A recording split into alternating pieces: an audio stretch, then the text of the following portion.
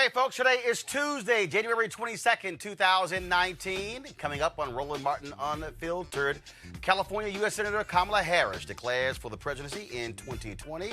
Of course, one of her first stops after she made the announcement on Good Morning America, her alma mater, Howard University. Also, there was a loud tweeting and talking about the Reverend Dr. Martin Luther King Jr. on yesterday. Of course, it was MLK Day, the federal holiday.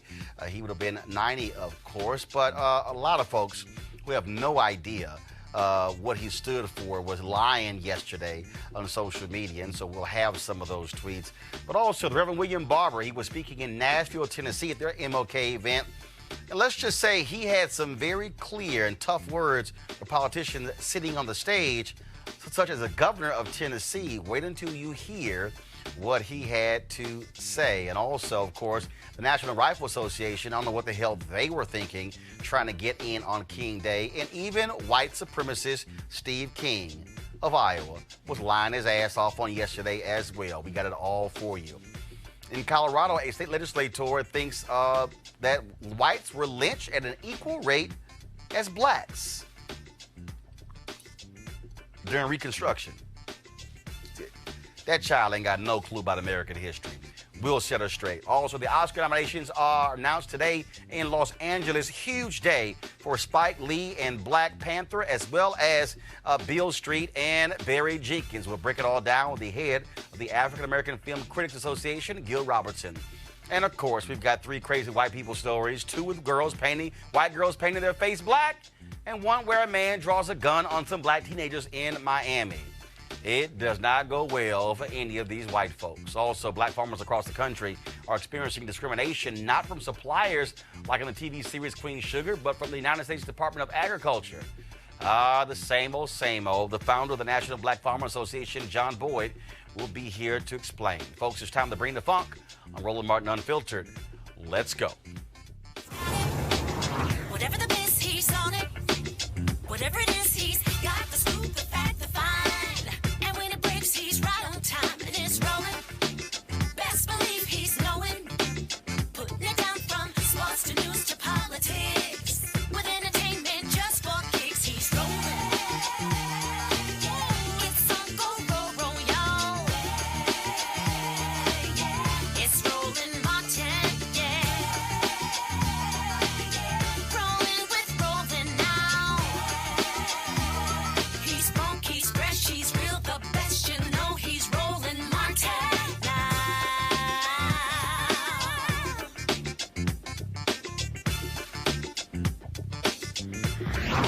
Martin.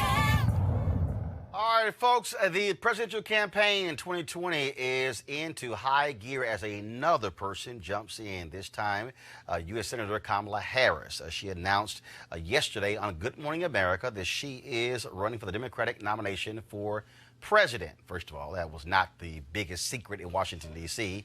To be frank, she's been running for president, the nomination, since she actually joined the United States Senate. Of course, it was a very good day for her, raising $1.5 million in the first 24 hours from 38,000 online donors. After she made her announcement on Good Morning America, of course, on the federal holiday for Dr. King's birthday, she had her first news conference at her alma mater, Howard University. And this is what she had to say about Howard and being the next president of the United States. Mr. President, that's the president of the Howard University Student Council, HUSA. All right. Greetings, everyone. Thank you for joining us here at my alma mater, Howard University. Some people are asking, why are you bringing everyone together here? And it is because Howard University is one of the most important aspects of my life. And it is where I first ran for my first elected office, which was freshman class representative of the Liberal Arts Student Council at Howard University. So this is where it all began. I've traveled our country, and I know, again, I know that regardless of the state in which someone lives, the core issues that are their concerns, that weigh on them, that cause them to wake up in the middle of the night, are usually the same concerns, regardless of where they live. It is usually a concern about how they're going to pay those bills. How are they going to pay the rent? Are they going to be able to retire with dignity? Can they pay off those student loans? These are universal issues. And here's what I would say as a final point on that. We are a diverse country, yes. And some people would suggest that in diversity, when there is a diverse population, one cannot achieve unity. I reject that notion because this is my belief. Yes, we are diverse, and we have so much more in common than what separates us. And when we emphasize that commonality, when we recognize that commonality, we will achieve greater unity. And in particular, greater unity than we have right now, where there are so many powerful voices who are trying to sow hate and division among us. We have got to reject that. It is not reflective of who we are as Americans, and it is not in our best interest. Our unity has always been our strength, and our strength is our unity. I feel that very strongly. And, of course, it wasn't 24 hours after the announcement, a right-wing troll announced on Twitter that Senator Harris isn't eligible to be president because her parents had not lived in America for 5 years before she was born in Oakland. Here we go with some dumb-ass birthers. Let's talk about it with our panel. Spencer Overton, president for the Joint Center for Political and Economic Studies. Also joining us is Teresa Lundy, founder of TML Communications, and also Malik Abdul, Republican Communications Consultant. So, as I said, not the biggest secret in the world that Senator Kamala Harris is running for president. And what was interesting already is that how folks are announcing. So she makes the announcement on Good Morning America. Mm-hmm. If you go back to 2008, when President Obama made his announcement, he did so. The state capitol in Springfield, Illinois. Cold day. Did it outside of the building where Abraham Lincoln gave one of his most famous speeches when he was in the State House in Illinois. Then you look at 2016 when Hillary Clinton announced she was running again. Big announcement in New York. What's interesting in this year, you haven't seen that. Even though Julian Castro had this announcement from an audience, you don't have the same build-up in these announcements. What do you make of, Teresa, we'll start with you, how different it is this time? Yeah, so I don't see announcements as being that big spectacle as it used to be in the past, right? Because now people are like, okay, now that you announce, what next? Right, and so I think what Kamala did was very reassuring to the public. We all know that when you're on any national media network and you're able to have that sit down, you're able to reach millions of people in that one 3-minute segment. And so what I think she did is something that if everybody else had the opportunity, they need to sit down on a one-on-one. Well, no, but what's her name? Tulsi Gabbard. She announced on Van Jones' show. Kirsten Gillibrand announced on Stephen Colbert. Yeah. And so, but still was quite. I find it interesting, Malik, when you think about these announcements. Normally, what happens is there's this huge roll-up to it. You have all of your cable outlets, other people out there in terms of, and then there's all of the different focus as a major speech that you announce. Again, it's interesting seeing how folks are not actually doing that. Yeah, I think part of it is when you look at the bigger speeches, I think part of it is what we have now is the media. I think the candidates are going to really utilize social media. So if you think of the late night shows that some of the candidates have made their announcements, even through social media, you talk about Elizabeth Warren in her kitchen. I think Beto. No, not. Now, she announced the exploratory committee, so she hasn't actually announced that she's running for president. But those type of things, I think these are designed to create social media moments that Hillary Clinton announcement or Barack Obama's announcement in, was it Springfield? Yeah, it was Springfield. Yeah, in Springfield on that cold day, they're not built for those type of purposes. And so I wonder, even as they move on into their candidacy, to the extent that these, campaigns will be big public relations, not necessarily substantive. Now, I do think that with Kamala's case, I find the juxtaposition between her announcement on Good Morning America and then turning around and go to Howard interesting. I probably would have made the announcement at Howard. It would have struck home probably a little harder for me if she had made that announcement initially at Howard and then go to Good Morning Spencer. America. Well, I don't know many presidential candidates who've done the first big press piece at an HBCU, right? And I think Why that there's not? something to be said for that. There's a strategy here in terms of recognizing the base and acknowledging it, as opposed to running away from race and blackness, embracing it in terms of Howard, reminding folks, the fact she did it on MLK Day, the fact that her first big event will be in South Carolina, which is one of the early primary states. It has a large black population.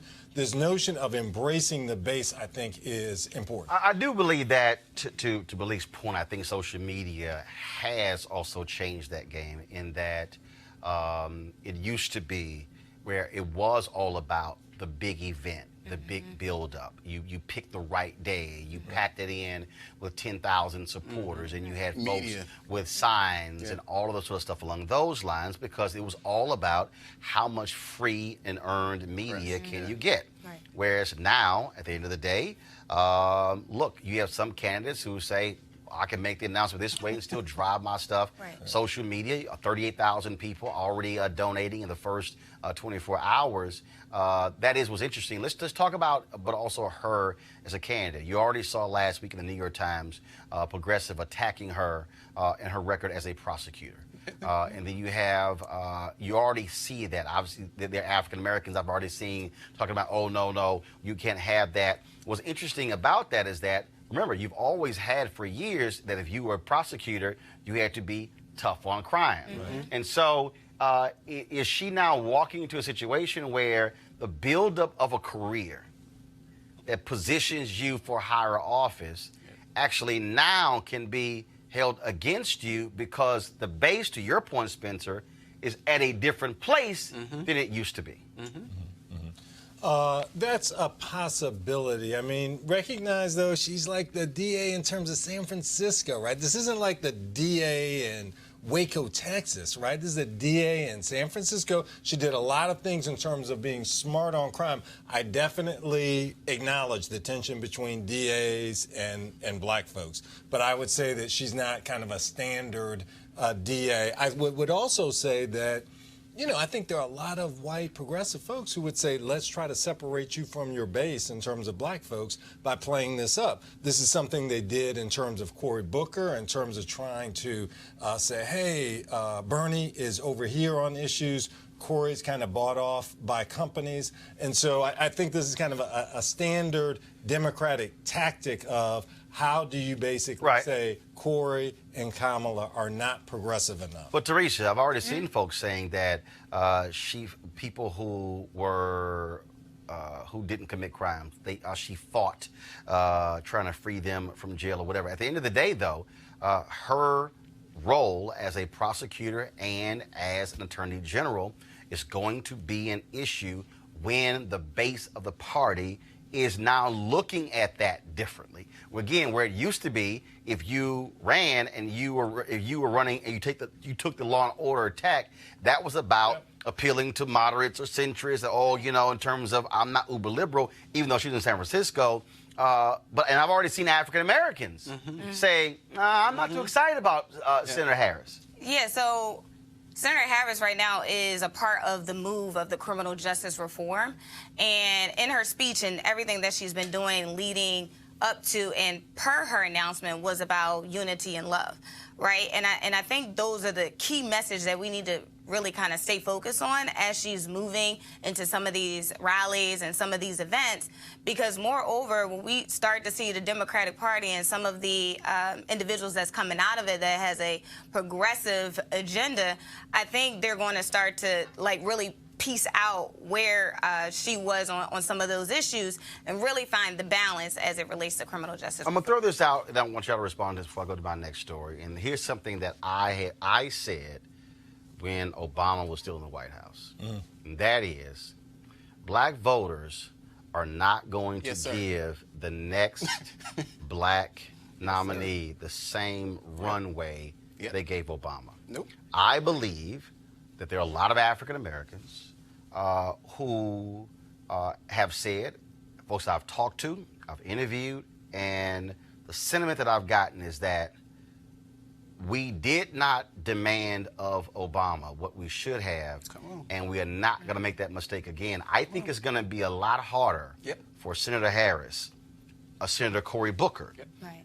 or even if Eric Holder jumps in. It's gonna be a lot harder for them to lock up that black support like Obama did in 2008. You're reading my mind. You're reading my mind. I said this when Obama was in office. You know, a lot of people criticize, you know, and maybe he did deserve some criticism, Tavis Smiley, you know, but things he was asking of a president. And I said, wait until the next time come around. So we're at a different moment in our criminal justice reform period, where if you listen to someone like William Barr, even in his testimony, listening to him, I was listening to him, and sometimes it felt like I was listening to a Democrat or Hillary Clinton describe where they were at that time and where we are now. And remember, my reason I'm raising that, remember, it's important. Remember in 2007, the issue for black folks was, we don't know if white folks are going to vote for him. That was the biggest. And that was after Allen. So he wins Iowa, then it all shifts. Yep. Well,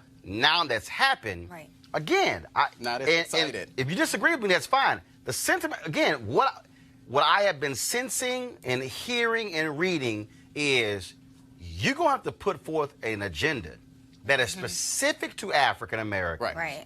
That's not this general thing. President of all Americans. If Obama kept talking about rising tide lifts all boats, Right. Yep. I've been getting the sense black people are saying, no. Yeah. What's your black specific agenda? Right. And then we'll get to everybody else. Spencer, your thoughts on that?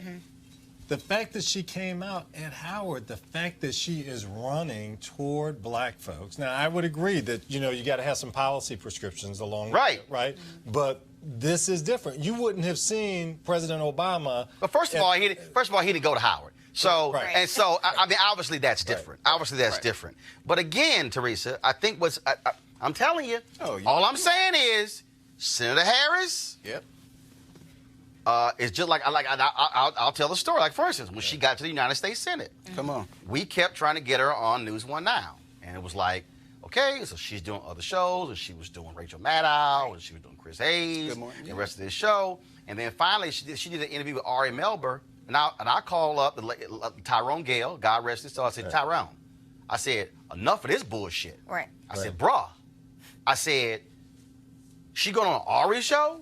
I said, when she gonna come talk to the only black show? And this actually happened. He said, all right, bro, but there's a lot of shows we haven't done. I said, but there's only one Right. black show in America. Right. And the next week, it was CBC. He said, okay, I'm trying to get on next week. So she came on, and I said on air, Right. glad to have you on. We've been trying for 9 months. Right. And I wanted to be real clear, Teresa, Right. by saying, look, I appreciate you talking to Morning Joe and Today's Show, but talk to home. Because Obama, after he got elected, it was about 18 months before he came back and did black radio. Tom Joyner. I remember because I sent the email to Valerie Jarrett saying, hey, Where is it? y'all need to come talk to black people. And when he came on Joyner the next week, he apologized to Tom for not doing it. All I'm saying is, if you're Harris and Booker, you can't do what he did in 08. Go ahead, Teresa. Yeah, you can't neglect African Americans, but then require us to show up when it's time, for you to get that primary vote. And so what I think, part of the strategy that I know some consultants do in this industry, some of them aren't African American, let's just be honest, that are guiding some of these candidates. And they're saying, look, we need to put you on the biggest platform fast and quick. Yeah. But we forget the smaller media outlets who actually gave you a boost, who actually gave you a voice. And so waiting, I'm not in agreement for 9 months and 18 months out of there. To do that. Your point is right. But it's just, I just want, because, and again, just last point here, again, to just show your point. In 2016, what did Trump do? We know that Jared Kushner later said it. They said, we're going to avoid national media. They went to Sinclair. Yep. Sure did. Sinclair Broadcasting. Local stations. You're right. They did. And did all those interviews on those local stations. I'm just saying. It ain't gonna be as easy. It's not just her. I'm telling you. It's not just her. Right. Because Senator Bernie Sanders. Yeah, not just one. For everybody watching, I got receipts. It ain't just. I got receipts. Yeah. I got receipts. And see, to somebody watching, I need y'all to understand. You have a hater who will say, oh, you mad because you didn't get the interview. No, it's talking to the audience. Right. Senator Bernie Sanders, for 6 months, when he announced going through January and February, we tried constantly to get him to do Tom Joyner Morning Show. 6 months we tried. Couldn't do it. Yeah, he talked to Killer Mike. Yeah, Cornel West. Yeah, he sat and had an interview with everybody they put on their website. We kept saying, when are you going to come on Tom Joyner? Wouldn't do it. He kept focusing on Iowa, New Hampshire, Iowa, New Hampshire, Iowa, New Hampshire. Then finally, come out of New Hampshire, they go South Carolina. Now all of a sudden, we exist. Say, bruh, too late. Yeah. Right. We did, with New TV One, we did a town hall with Hillary Clinton at Claflin University. I think remember it was in that. October I remember. of 2015. I tried to do one with O'Malley, Sanders. Couldn't get anywhere with it. He goes South Carolina. We finally get him on. Then all of a sudden we get a phone call. He agreed. Then it's too early. He's not going to do it. And I said, yo, his ass be on early on Morning Joe. Yep. Right? So what happened? I'm telling, again, y'all, receipts. Receipts. I then blasted him on Twitter for an hour. Oh, Lord. I get a phone call from Ben Jealous. Ben Jealous said, Ben. Roland, he is doing the show tomorrow. Can you please tweet it out? He agreed. Then they canceled, put him on blast, and he came on. And you shouldn't have to do that. Oh, no. But my point, all I'm saying is this here to the candidates. You better hire you some black staff, but you better feed the base. And Spencer, the base are not them young white folks. The base are black people. Final thought. Her legislative director, Clint Odom, black, when the time very few black folks in top positions, right? Right now, her campaign manager, right? Black. Her sister, Mina Harris, who is a policy director in terms of Hillary Clinton, right? I think this is very different than 2007, 2008, and I think we're going to see something that's different. Right, but I think we've really seen it after Alabama, after Georgia or whatever. I think we're going to see Democratic candidates who realize I better take care of folks there because, again, if I don't, there are going to be issues. Yeah, that's true. All I'm saying True. is, and I'm just saying, there's going to be stuff there. But also, if you're Senator Harris, it's going to have to be a black-specific plan. Right. Right. So I'm telling y'all, Right. black folks, and I've heard it, they said Obama didn't do it, and that ain't going to happen. You can fool me once, you ain't going to fool me twice. Right. All right, yesterday, folks, was the day we, of course, celebrated the life of Reverend Dr. Martin Luther King Jr. It's a tradition that companies, organizations, politicians, and others comment, have events, tweet their support out, love for Dr. King. For the most part, they're loving and supporting just one part of Dr. King. In fact, what I always say, they are loving and supporting the civil rights mascot, Dr. King. Now, I'm not denigrating him. I'm talking about how America now looks at him. In fact, let me tell y'all this, just in case y'all did not know. I was going to use this in my speech yesterday in San Jose, just so I can put in perspective for folks about Dr. King. In August of 1966, this is a year after the Voting Rights Act, Dr. King had a 33% approval rate in the Gallup poll. 63% of Americans opposed Dr. King. August of 2011, the Gallup poll, 94% supported Dr. King. 4% disapprove of Dr. King. If you go to 67, 68, massive numbers of people did not like Dr. King. A lot of black folks, because he dared oppose the Vietnam War, also disapprove of Dr. King, including folks who he worked with and marched with. Why am I saying all of that? Because America now looks at Dr. King in a different way, but if we really want to be honest, America has embraced the sanitized Dr. King as opposed to the radical revolutionary that many of us talk about. In Tennessee yesterday, Reverend Dr. William J. Barber made clear to the governor of Tennessee, Republican, who was sitting on stage, to Republican member of Congress, who was sitting on stage, that don't just come here and say one thing about a king if your policies and the things you support are totally different. Check this out. So politicians can't say they love Dr. King and how he stood for love and unity, but then you deny and refuse to support his agenda. Right, Governor?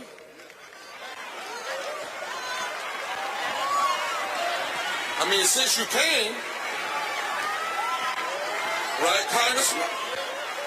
So, let me show you what I mean, Governor. Dr. King would not have been for a wall. And the hurting, how many of y'all are not against a wall? Everybody here that's not against the wall, politicians, everybody, and will tell Donald Trump, you don't need to be building a wall to separate people. We need to be spending money to give people health care. Stand on your feet. Now, anybody that doesn't stand on your feet, you get the seat. Wait a minute. How many folk in here believe, like Dr. King, that everybody ought to have what Teddy Roosevelt, a Republican, asked for 100 years ago, and that's health care for every citizen? Everybody believes that. Stand up. Now, if you can't stand up for that, then don't say you love Dr. King.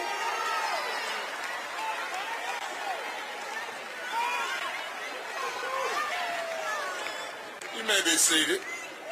I'm just saying, I'm too old to play now.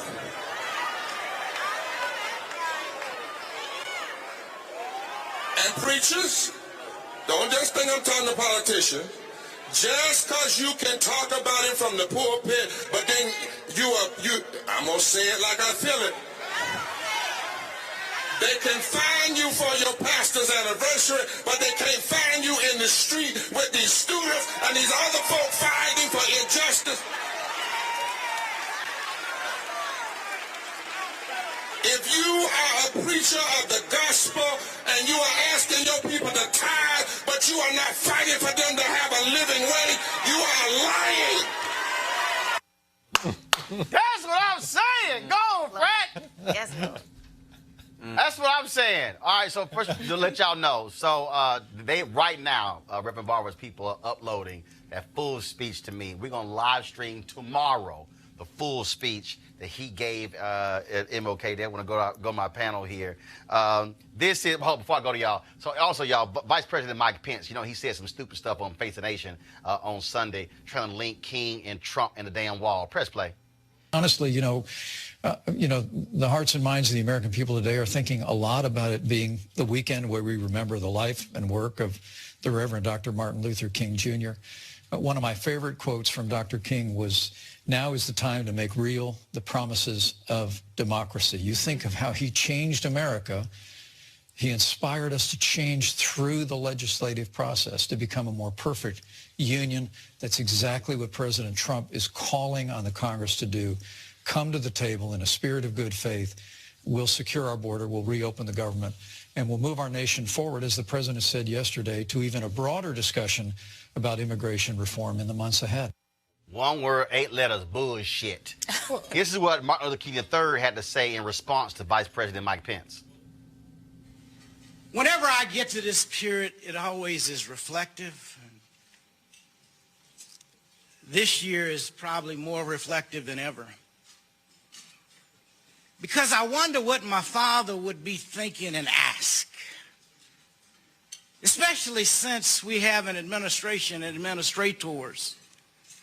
And Rev said, the Vice President, I forget exactly what you said, Rev, but the Vice President attempted to compare the President to Martin Luther King Jr. Now, Martin Luther King Jr. was a bridge builder, not a wall builder.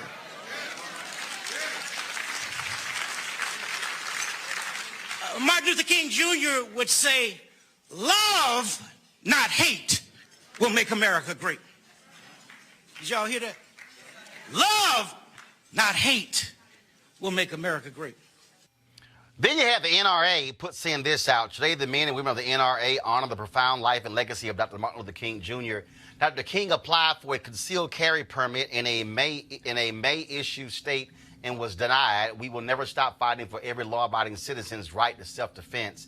hashtag MLK Day. Of course, those assholes never also admitted that he later renounced that and said that was a mistake, but I guess that's a fact. But now we got to deal with this white supremacist. Check out what this fool, Steve King of Iowa, the man who got slapped down 424-1 by the House, has been stripped of all of his committees by Republicans. This is what this fool tweeted. Dr. Martin Luther King Jr. gave his all for all. What the hell is that? I have long agreed with his speeches and writings. Oh, my God. Today, I think of this MLK quote, "Our lives begin to end the day we become silent about things that matter. Maybe renew ourselves in his teaching so that he can RIP." Boy, go and sit your ass down somewhere. Let me just go to our panel here. The reason I like what Dr. Barber did, and I've done the exact same thing, is it really does tick me off. I can't stand when people try to pimp Dr. King, try to pimp the King holiday. Pence tried to play the pimp game. NRA tried to pimp the day. Steve King tried to pimp the day as well. Because if you are 180-degree opposite of the issues that he stood for, you can't say you believe in his teachings and his writings.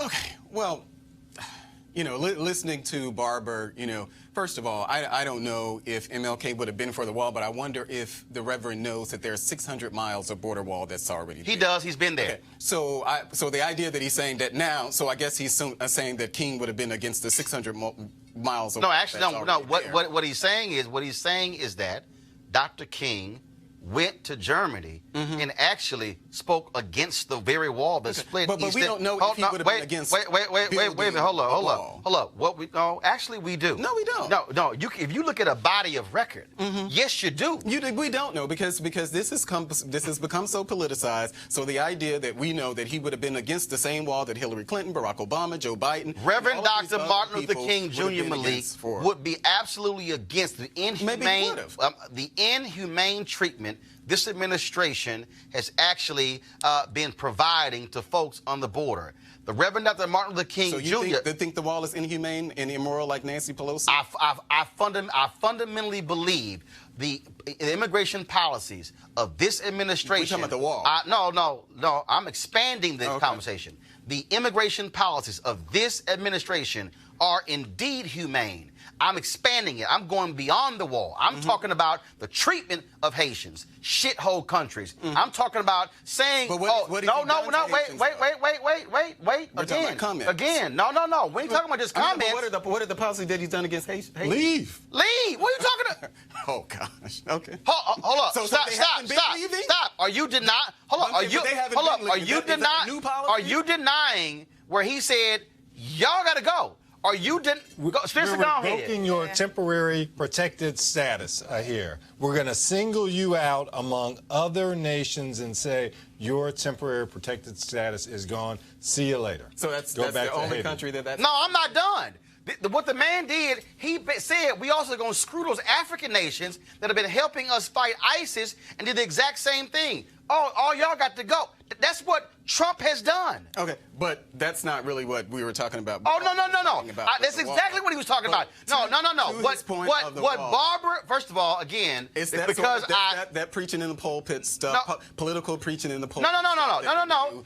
Barber's not politically preaching in the pulpit. That's what he was doing. No. What he's doing is offering a prophetic voice when it comes to the human condition. That's a political voice. I'm talking. No. That is a prophetic voice. Because when you are a minister of the gospel, you are to care about the downtrodden. You are to care about the poor. But you are to care about those folks, the least of these. You should. You're talking about somebody who's been to the border, somebody who's actually been dealing with that. And so when you are a prophetic preacher, you are willing to say the same thing to Republicans and Democrats. You're willing to say the exact same thing to folks, whether they're Christian, Jew, Muslim, or Hindu. And so what Barber was doing was speaking truth. Now, Maybe you can't handle prophetic preaching. Oh, that's I don't have a problem with prophetic preaching. But that's prophetic preaching. I didn't consider that prophetic. Well, hold up. What, I didn't consider it what Dr. prophetic. King did, was that prophetic preaching? Oh, absolutely. But it wasn't political. So was Vietnam, when he talked about Vietnam, was that prophetic or political? Who? You talking about Dr. King, Dr. April King. 4th, 1967, Riverside Church beyond Vietnam. Absolutely. Was it prophetic or political? It was absolutely prophetic. I thought it was prophetic. So, But he's not Barber. But Barber is. No, wait. Hold up. So King's speech against the Vietnam War was prophetic. But King was something different than what Barber is. How so? I think that King was something much larger than what Barber was. King actually led a movement. We're talking about our time in our history. Do you know anything about Reverend William Barber? I absolutely What know do about you him. think moral... But he's not... But hold he's up one not, second. So you're saying that he's the same as in MLK? No. What I'm saying to you is... This is the same man who joined with 15 others and led the Moral Mondays movement in North Carolina. Okay. This is the same man who has picked up the baton of Dr. King's Poor People's Campaign and is leading that movement. This is the same man who's actually led numerous events. When I say numerous, they have talked to and organized and met with more than 300,000 people across America in the last 4 years. So how dare you diminish his movement? I'm not diminishing his movement. But you just said he hasn't led a movement. I said that he's No. You said he hasn't led a movement. Okay, well. So what I'm trying to understand is how can he be a leader of the Poor People's Campaign?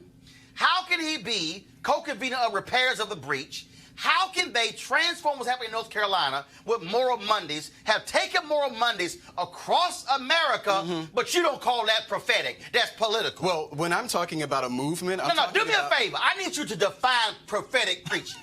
Roland, we're not going to do this. Yes, we are. No, Because if you say you are upset that I said that he's not. I want you to define prophetic preaching. I don't think that he's king.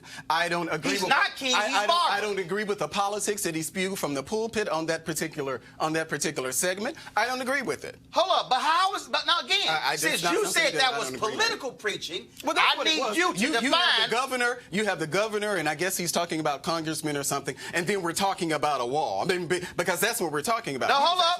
He was talking about. A wall. I'm sorry. Do y'all have the other clips? Yeah. Well, we can watch the other. He was talking about a wall. Yeah. He was talking about health care. Hold up. He was talking about health care. He was talking about voter suppression. He was talking about the politics. He talked about voter ID, the politics of the day. I didn't see that. But I'm still trying to understand, how do you separate prophetic preaching and political preaching? So I need you, Malik, to define, what do you define as political preaching and what do you define as prophetic preaching? Well, when I think of things that are prophetic, I think of things that we're talking about actually just emanating from the Bible, like principles that we're talking about emanating from the Bible. So hold up. How can you say Dr. King did prophetic? But what we're talking about with Barber is not that. What we're talking about at Barber saying that MLK would have been against the wall, that's not talking about things that are, that is giving his opinion on something. How can you say King did prophetic preaching? I think he was a political person. I think he was a political person too. 1 second. When King was dealing with politicians. Yeah, I think Teresa, he was capable I'm of doing just trying to both of understand those. here. I'm just trying. I'm like. Yeah, I mean, so yes, Dr. King is a prolific preacher, right? As it relates to being a political, as Reverend Barber being a political preacher, I don't see that, because what I heard in the video, and again, we all have our interpretations, Right. but from what I heard was him basically telling the people to get up and rise and take action, right? If you're, and so, like, if we kind of go into the political piece, I do know some churches that do speak on the political stand front, but I didn't hear that from Barber. Spencer? And when we talk about being a good Samaritan, treating the foreigner as you would, your brother, I mean, I think there's so many things that are prophetic that William Barber talks about. And the point here was also not just, is he a prophet, but is he doing what a king would do, right? I mean, that was the whole setup. He was basically, are you really with King? And he was saying that, hey, basically, folks who are a particular place on these issues are not really with King in terms of a living wage, in terms of a wall, he basically that's what he was saying. And it was the same doc. It was the same. wages. It was the same Dr. King who believed in the book, The Guaranteed Income, which goes right into the whole point about the living wage. Was that political? Was that prophetic? We can talk about living wages. Okay, I'm I got it. particularly talking about the wall. Got he it. chose the wall because it's a political issue, and Gotcha. that's what he did. All right, So y'all. I'm criticizing him for that. When we come back, we're going to talk about black farmers and the issues they're facing in America on Roland Martin Unfiltered.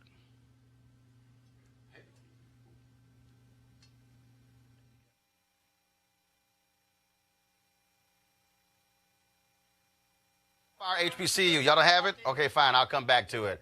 All right, folks, let's talk about the folks at D Herbs, one of our partners here on Roland Martin Unfiltered. Of course, many of us are focused on a healthier you in 2019. And so some folks, for them, they want to lose weight, they want to look better, they want to feel better, they want to get ready for, of course, beach season. Well, what you can do is what I also did is be on the D Herbs Body Cleanse. I got 5 more days left, been on it since 2 Mondays ago. And, of course, it's not too bad. You're good. It's okay. Raw vegetables and fruits and lots of water. And also with the cleanse, of course, people trying to clean themselves out with excessive holiday eating, of course, processed foods, fried foods, and all of that fun stuff, but not always fully healthy for you. Now, your body needs to recover, and the full body cleanse will help you get rid of the toxic buildup that will not only drag you down, but could be very dangerous if you don't do anything about it. If you want to feel better and stop dragging around and have more energy, go ahead and do the full body cleanse from D Herbs. Now, all you got to do is go to dherbs.com right now and use the promo code ROLAND for a discount at checkout. That's the letter D for dherbs.com. You can call 866-4DHERBS, 866-4DHERBS. And again, don't forget to use the promo code rolling. Now, of course, I'll tell you on next Monday in terms of how many pounds I've lost, and also what's the next phase after I finish the D-Herb cleanse. I know the 20-day cleanse, they have a total of 27, so there are others you can do, but I'm doing one that's 20-day, and so go to dherbs.com. All right, folks, let's talk about black farmers getting a raw deal from the federal government. Huge issue. Farmers across the country are experiencing discrimination, not just from suppliers, but from the Department of Agriculture. And, of course, we've been covering this story for years when they had a settlement, and then they had to fight for those dollars. But the question is, what is happening now with the nation's black farmers? Joining us right now is John Wesley Boyd, of course, the founder of the National Black Farmers Association. So, John, glad to have you back on the show. So, what's happening now? Roland, how you doing, friend? Doing great. It's always your show. And first of all, thank you for having me. Well, right now we've been pressing issues with the government shutdown and the Trump administration, where right now African-American farmers have not been able to get their share of the $12-13 billion settlement that President Trump said would be a swift payout to all farmers. Within days of applying for this payout, farmers would receive the payment. And I'm personally affected, where I applied as a soybean producer. I raised 300 acres of soybeans in Mecklenburg County, Virginia. And I'm talking to you right now from my farm in Baskerville, Virginia. And this administration still hasn't sent me my own personal check for about $15,000, where I was eligible. I'm a soybean producer. I qualify. I met all the qualifications. I used a grain drill, et cetera, et cetera. And now the government has shut down, and these farmers have not been able to receive their payment. And it's over a wall that you've been talking about, on your show. And quite frankly, a wall for people like me is really meaningless, because the president talks about these persons like they have some rare disease or something. He calls them criminals and drug dealers. But Roland, these are the same people that clean his hotel rooms. These are the same people that clean his kitchens. These are the same people that work on his golf courses and resorts around the country. But the president wants to keep them out of this country. But these are the same people that are picking tomatoes. These are the same people picking onions and cucumbers and lettuce and working in the tobacco fields and cotton fields around the country. So there's a real double standard that I see from the agriculture industry and this administration, and it's affecting small-scale farmers and black farmers just like myself. And so the question is, what's next? I mean, you're at the mercy of this shutdown. I'm at the mercy of this shutdown, and right now, this is a country where philanthropists give to all sorts of causes and stuff. But this is America, and they generally help those that are in need. African American farmers are in need. The top 10 banks in this country haven't been receptive to lending real money to African American farmers. The average size of a black farm, Roland, in this country is 50 acres. 50 acres. And, we've lost land at 3 times greater rate than any other race in this country.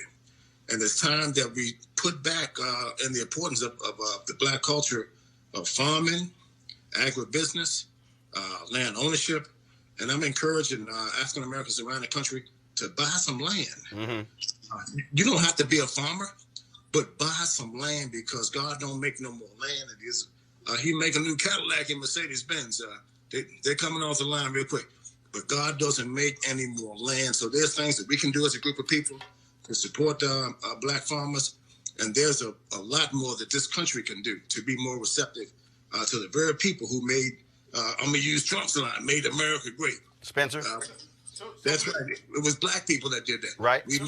We made cotton king and tobacco gold, And here we are, many generations later, and we're struggling because the government doesn't treat us fairly. The industries doesn't treat us fairly. Like I said, the banks and some of these buying stations that buy crops and things from black farmers treat them very poorly out here. And there's really no regulation right out here, which is the major problem. When these things happen, who do you complain to? And what do you do? John, type 1 second. Spencer, go ahead. So, Mr. Boyd, is the money that's owed to farmers right now, is that just money that was owed to them anyway? Is it as a result of Trump's trade policies and basically paying farmers some money because they're hit hard because of retaliation from other countries? What does that stem from? Let's take the Trump tariffs. What that did to farmers in whole, not just to black farmers. For instance, in 2012, 2013, I was selling soybeans at $16.80 a bushel. That same bushel of soybeans are selling right now today for $8 a bushel. That is a 50% reduction because of the president's tariffs in China. He wanted to go and play footsie with China, but China buys 90% of U.S. soybeans from America. So when he took that market away from farmers, the bottom fell out of the soybean. I'm just using that one commodity because that's what I raised for the past 35 years. Mm-hmm. $8. So can you imagine taking a 50% reduction in pay? Right. And that's what this administration has done to farmers in this country. All right, then. Well, John Boyd, I appreciate it, and we'll keep fighting a good fight. Thank you, and keep doing what you're doing, Roland, because people are listening. I appreciate it, brother. Thank you so very much. All right, folks, got to go to a break right now. When we come back, we're going to talk Academy Awards. A lot of black folks have got nominations, including Spike Lee for his first ever Best Director nomination for Black Klansman. That's next on Roland Martin Unfiltered.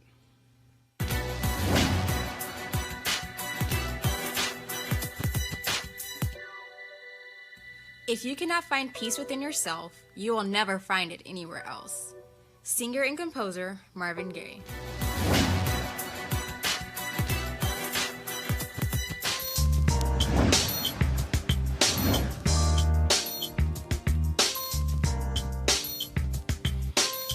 All right, folks, HBCU Giving Day University is Fayetteville State University, founded in 1867.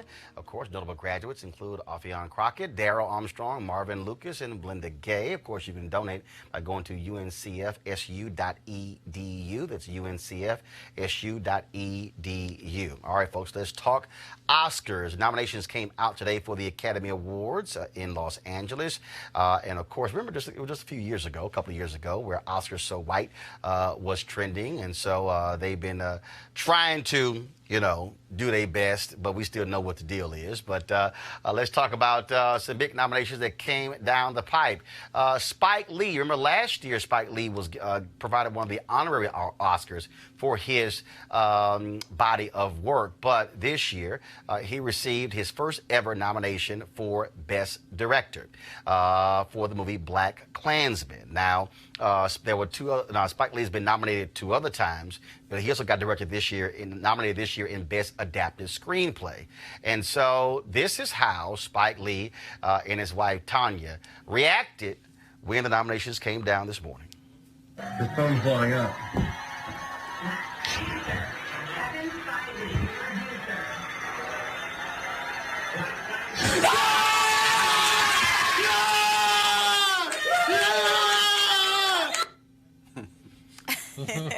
Okay, pretty interesting reaction. I'm sure Tanya is saying, did y'all actually shoot that video with that on my head? I'm going to send her a text later. Mahershala Ali, of course, nominated for Best Supporting Actor for the movie The Green Book. My homegirl, Regina King, nominated Best Supporting Actress for If Beale Street Could Talk. She did not get nominated for a SAG Award, but you remember she won the Golden Globe for that movie. Barry Jenkins, who last year won with Best Picture for Moonlight, he was nominated, and also he won an Oscar last year for a screenplay. Well, he was nominated this year for Best Adapted Screenplay for If Beale Street Could Talk. And this was the tweet that he sent out right here. I'm always overseas when nominations come out and I don't watch. Instead, my publicist slips notes under my door and I find them when I return. Much love from the Beale Street family, to Queen Regina King and my right hand, Nicholas Bertel, on the Oscar noms. Now, guys, they showed just the text there, but I got to show y'all the actual photo that he posted on his page. And so, here, you see my iPad?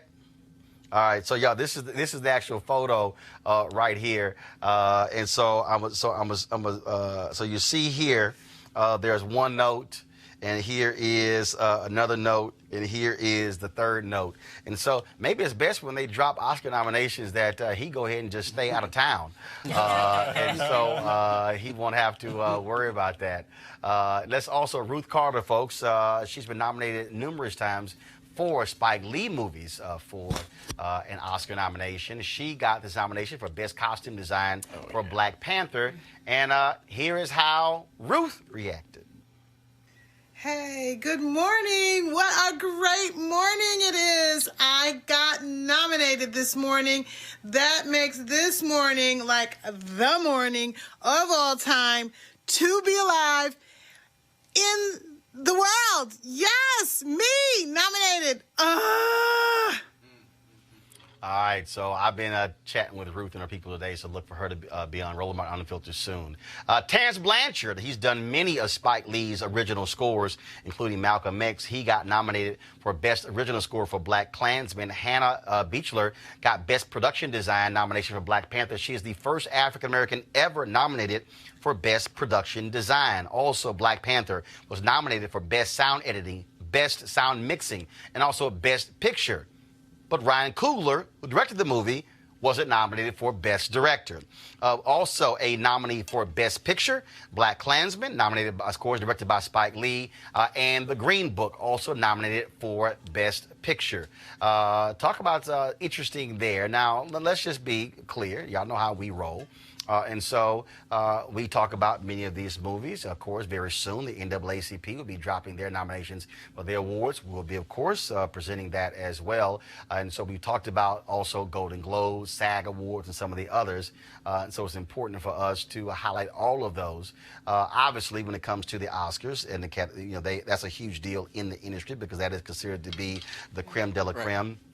Here's the thing on when you talk about this idea of going back to Oscar So White. But most people who don't really understand Hollywood is that movies are in the pipelines. Mm-hmm. So you can have, so you take Oscar So White, which was 2 or 3 years ago.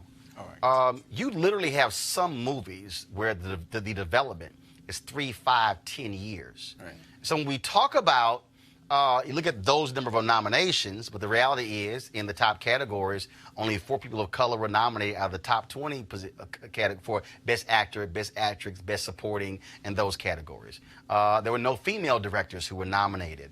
And so when you talk about movies starring us, directed by us, written by us, that's also a pipeline issue. And so part of that was about how do you get more of those movies in the pipelines. And the same thing, even though Rich Crazy Asians did not get nominated, again, I think because of the success of that film, you're going to be seeing more of those films that star Asians as well. Just your thoughts on the roundup there of the nominations. Hey, first of all, I'm still on the Wakanda high from last year. I don't know when I'll get off of it. I can't wait to go back and wear my dashiki, go back to the theater. Now, why don't you wear it on the show? Hold on, let's see if you got the courage to wear it on the show, like Greg Carr does. Next week. All right. Next week. All right. I'll be on the show. Come here with your Republican bow tie. No, hell no. I don't want no Kente cloth bow tie. I want to see Malik walk his ass on this show. I want to see Malik bring his ass on this show in a dashiki. That's what I want to see. Republicans gonna stop returning every phone call he got.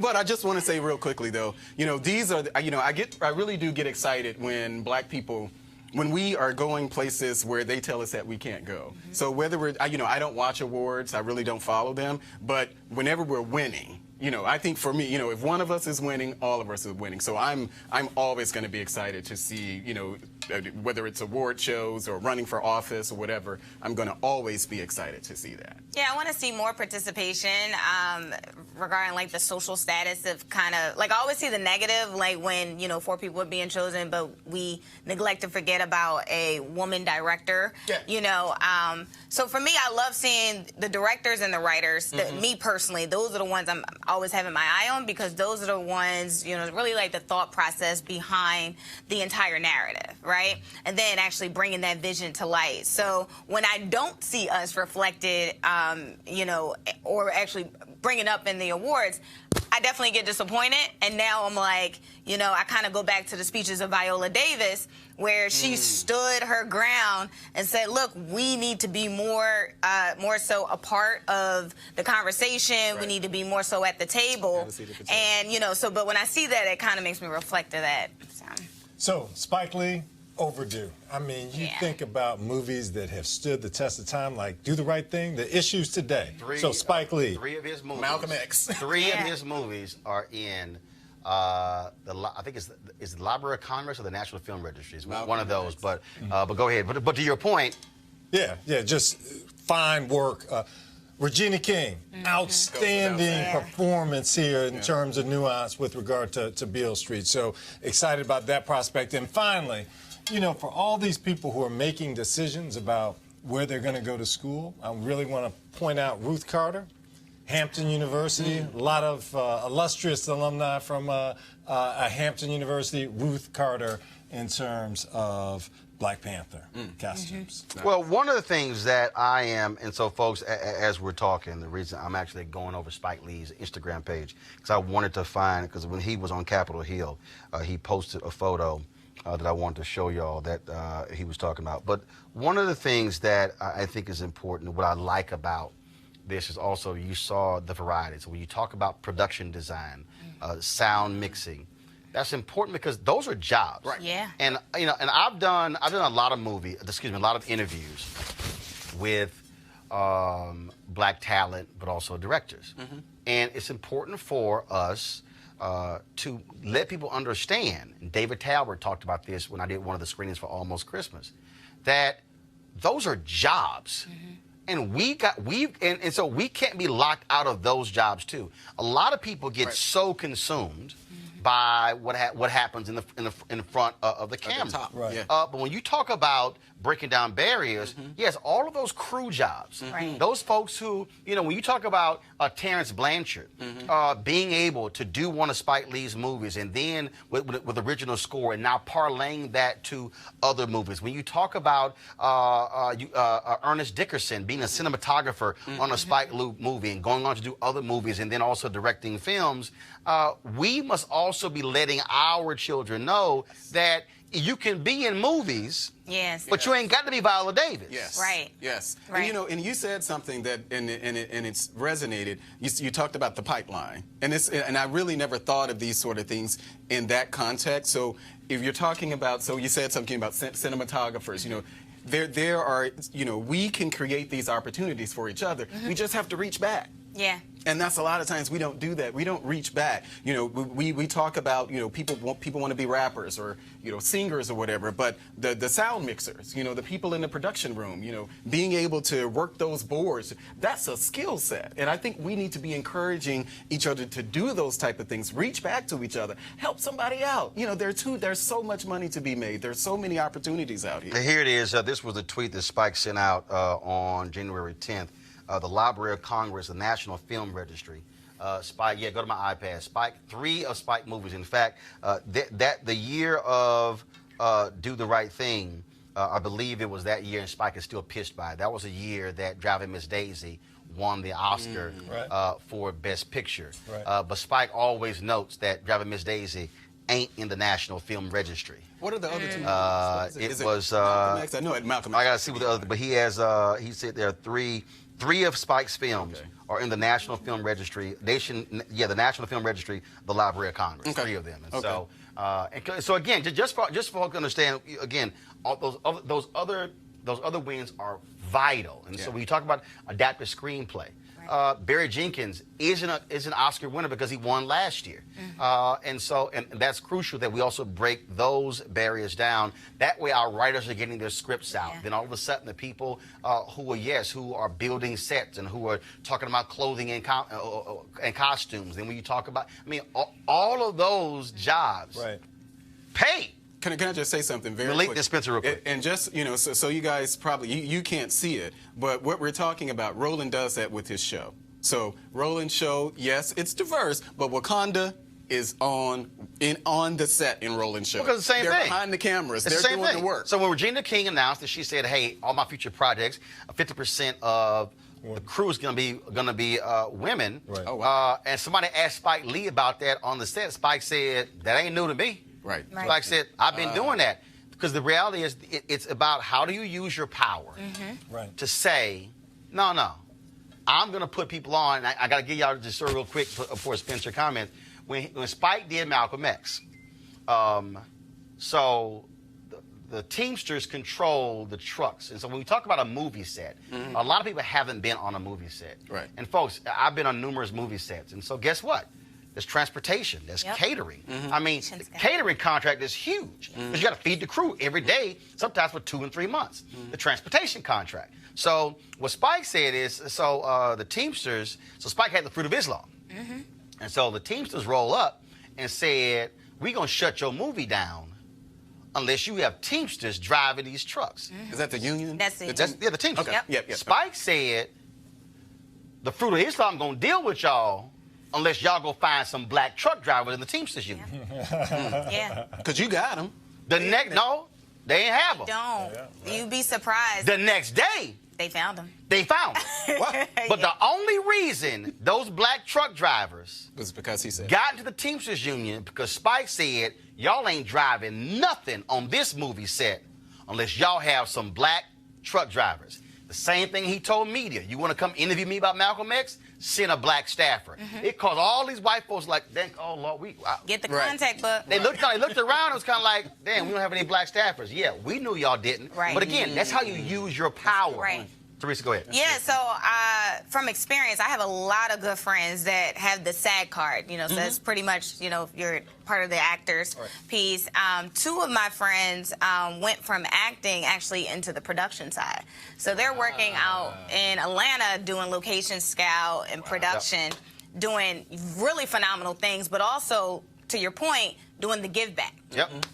And so again, folks, we're going to have several of those nominees on Roland Martin Unfiltered before leading up to the Academies. And so you want to keep watching our show. And again, ain't nobody else doing black TV. Nobody else.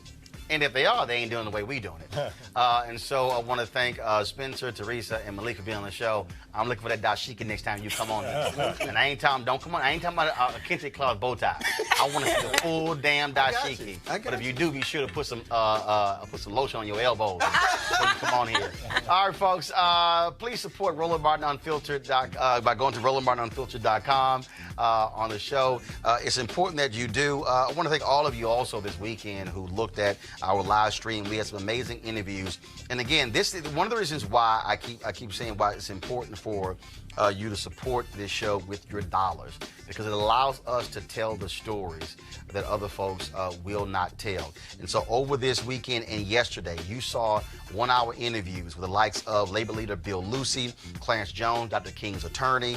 We also live streamed Juanita Abernathy, the widow of Reverend Ralph David Abernathy, Reverend C.T. Vivian, Reverend Jesse Jackson Sr., Ambassador Andrew Young, Zernoda Clayton, Congressman John Lewis, Congresswoman Eleanor Holmes Norton, Claiborne Carson, who leads the King Research Institute at Stanford University, and also we talked to, again, it was just amazing to listen to all of those stories, and also Dorothy Cotton, who was the only woman who was in the inner circle of Dr. King, plus Bernice King and Martin Luther King III. Now, coming up next on Roland Martin Unfiltered, we're going to end our broadcast, but then we're about to live stream this interview, the Reverend Dr. James Lawson. Now, I need all of y'all to listen to me. Kill the music. I need y'all to hear me fully.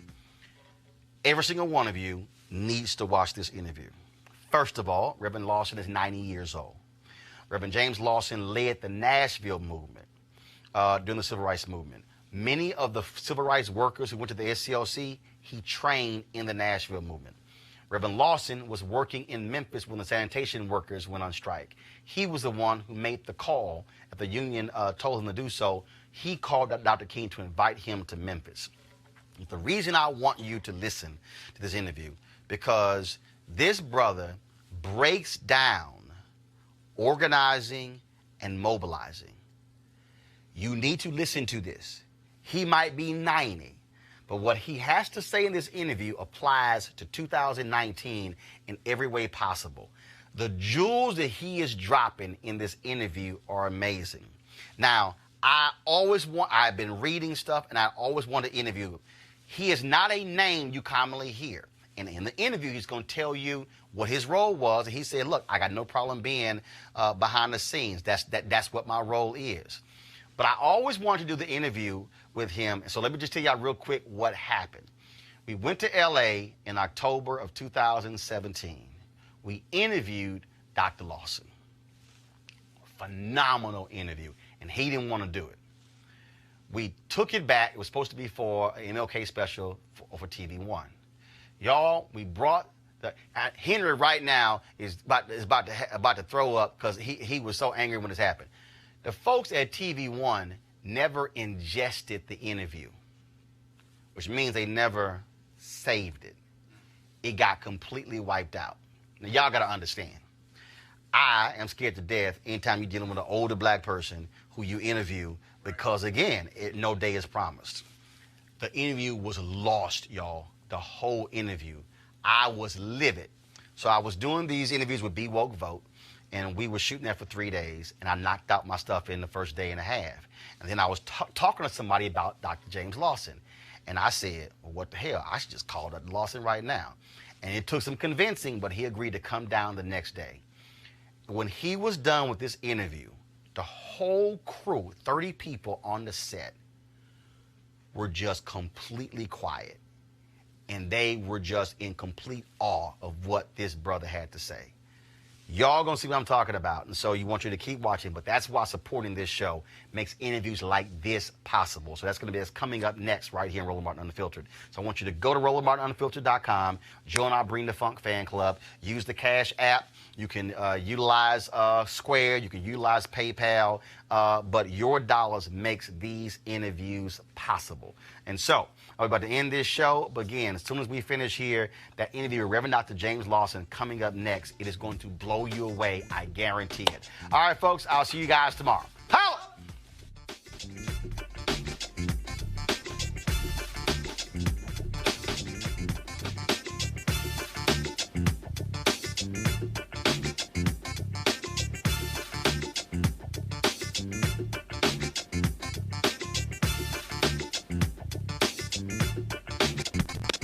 You want to check out Roland Martin Unfiltered? YouTube.com/Roland S. Martin. And subscribe to our YouTube channel. There's only one daily digital show out here that keeps it black and keep it real. It's Roland Martin Unfiltered. See a name right there? Roland Martin Unfiltered. Like, share, and subscribe to our YouTube channel. That's YouTube.com/Roland S. Martin. And don't forget to turn on your notifications so when we go live, you'll know it.